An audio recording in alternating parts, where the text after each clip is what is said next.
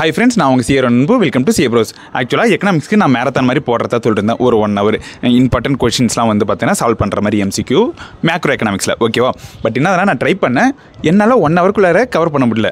Important question பேங்க்லாம் நான் ready பண்ணிட்டேன். But என்ன 1 hourக்குள்ளார கவர் பண்ண முடியல. ரெக்கார்ட் பண்ணால் 2 hour 3 hour மினிமம் ஒரு 3 hour இருந்தால் தான் எல்லாத்தையும் பர்ஃபெக்டாக பண்ணுற மாதிரி இருந்தது. பட் என்ன இது எக்ஸாம் டைமு 3 hours வந்து பார்த்தோன்னா இப்போ நான் ஒரு வீடியோ போட்டு அதை பசங்களை நான் பார்க்க சொல்ல போகிறதில்ல, அது ரொம்பவே தப்பு.